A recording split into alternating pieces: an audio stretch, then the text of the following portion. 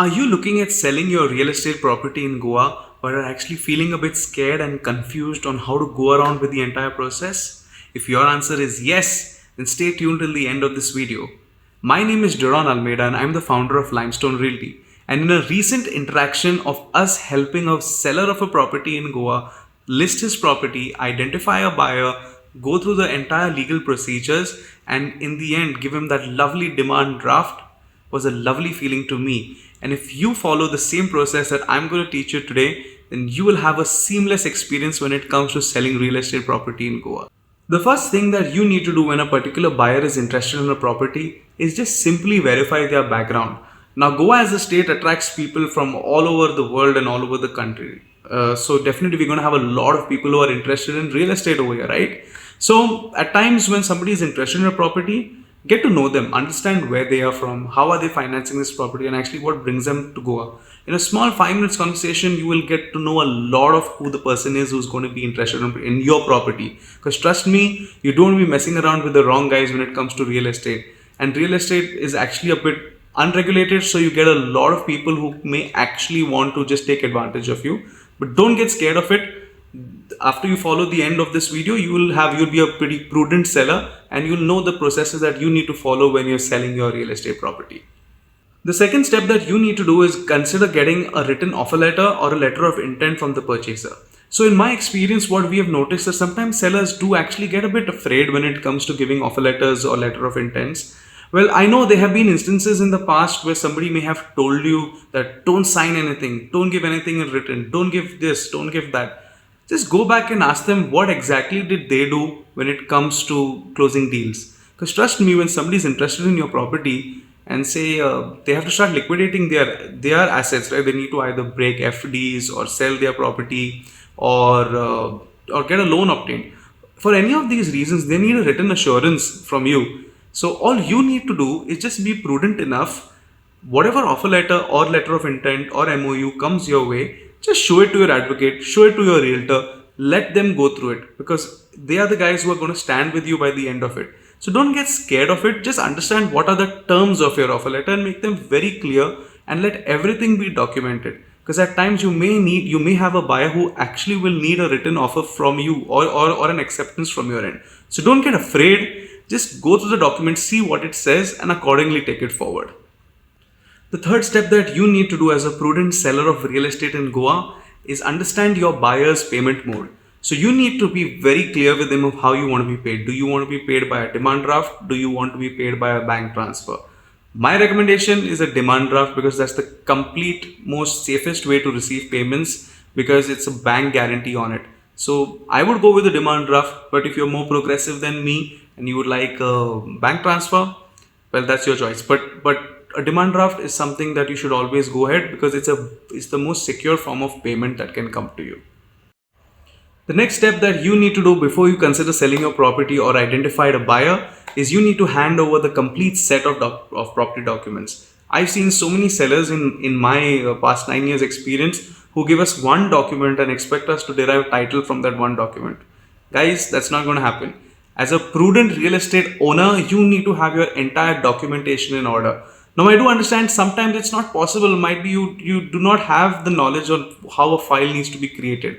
Speak to your realtor, get in touch with us. We'll help you out with that. So you need to make sure that your entire file is complete, nice and shiny, so your buyer has a seamless experience and you don't need to go back and forth to various departments to obtain this, obtain that. You need to be very sure at the start itself. So have your file ready even before you think of getting a property in the market.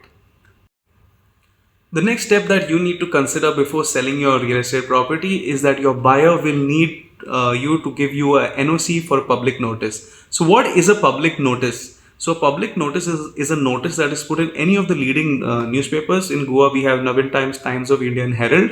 So whichever one the buyer wants, he may need to put a public notice in the paper calling for any objections from the public at large or from any bank financial institutions where this particular property may be mortgaged and not disclosed to him at the time of his title check. So as a purchaser, he has his right to ask you for your NOC. So don't be surprised when somebody asks you, hey, I'm going to be putting an advertisement in the newspaper. It's his right. Just run through the draft, make sure everything is in order, your names are proper, the property schedule matches, and just give him your NOC. The next step that you need to do before selling real estate property is when your buyer gives you the draft of the sale deed, just have it vetted through any advocate. It will be a very minimal charge. Or if we are handling your deal, then we would anyways vet it on your behalf and make sure that all the terms are in at par. Your TDS rates are updated, your payment modes are updated, the property schedule matches, your name matches according to your ID cards. So just get the draft checked thoroughly before you upload it to the sub-registrar's office. So once both the parties, the seller and the buyer, approve the draft, the next step is to upload that draft to the sub-registrar's office. So for example, we work out of MAPSA, so we come in the Barde's jurisdiction. So when any of our clients close a deal and the drafts have been approved, we upload it to MAPSA sub-registrar. The average wait time is around 4 to 7 days. So what happens is that during this time, the sub-registrar has the right to either accept a draft that has been uploaded to him or reject it with reasons. Whatever be the situation, within 4 to 7 days, normally all the sub-registrar does is check if the stamp duty rates are at par and if the consideration value matches and if the TDS has been accounted for. So you don't need to worry. The average time is around 4 to 7 days and it gets done during that time. So the next step that comes after the draft has been uploaded to the sub-registrar's office is that he approves the draft.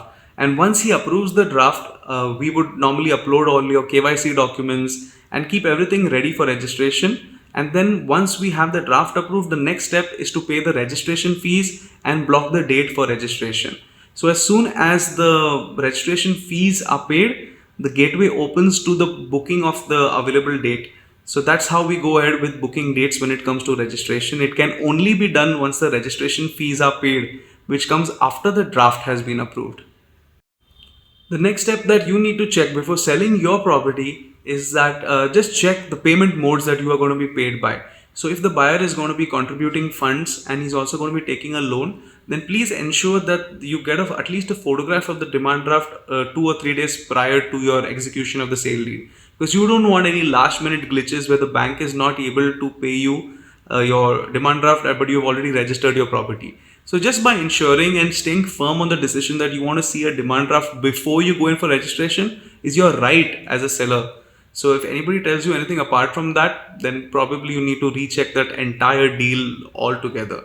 So a prudent purchaser will ensure that he gives you the demand draft details that he's going to be paying, and also if he's taking a loan, he will ensure that the bank is also giving you complete clarity on your payment mode. So the next step that comes after you have complete clarity on your payment mode is to execute your sale deed. So to execute your sale deed, you need to have your KYC documents, that is your PAN card, Aadhaar card. You need to have a photograph. And if you are representing somebody else, then you need to have a notarized copy of the power of attorney. So it's just these 3 things: a photograph, your KYC documents, and a power of attorney if you are representing somebody else. As simple as that. So after executing your sale deed, the next step that comes is the final registration, which we call the grand finale when it comes to selling real estate. So once you enter the registration office, the registration officer will have your thumbprint done, your photograph taken, and also at the end you'll have to sign the day book that you have registered the property on this particular day. As soon as you come out of that office, the buyer is going to ask you to present all the original documents to him so that he can have it in his possession to have complete clarity on his title. It's normal to hand over any original documents that you have. What you need to make sure is that if you have sold a smaller portion of a larger property, then in that case a notarized copy of that deed needs to be passed on to the purchaser. You need to retain the original because you will be owning major share of that land. Now if it's an apartment, then you need to give the sale deed that you have executed with the builder to the next purchaser. It's as simple as that, no need to worry. There are 2 more affidavits that you need to give your buyer after you register your sale deed. That is an NOC for mutation, the NOC for house tax change, and the NOC for electricity meter if that already exists in your land or your apartment. So if it's a land, you just need to give mutation. But if it's a house existing on the property, then it will be mutation in the 1 and 14. You'll need to give an affidavit for that. An NOC for house tax transfer to the panchayat. and a NOC for electrical meter as well. These three documents go hand in hand along with the sale deed, and we normally execute it on the same day itself. And the last point when it comes to selling real estate in Goa, if you feel you are not able to go through this entire process of identifying a particular buyer, dealing with him, negotiating with him, having your documentation in order, and helping you complete the registration formalities, then you need to have a strong realtor by your side who has great experience and who has the ability to handle a deal right from identifying a buyer and handholding you right up to registration so that you have a seamless process. Well, these are the few points that you need to follow to sell real estate in Goa. It's as simple as that. But if you know of somebody who has had a bad experience when it comes to real estate, don't forget to comment that. Just share it with me and let's see what we can brainstorm onto that. My name is Deron Almeida, the founder of Limestone Realty. Looking forward to help you out in your next real estate deal. See you in my next video.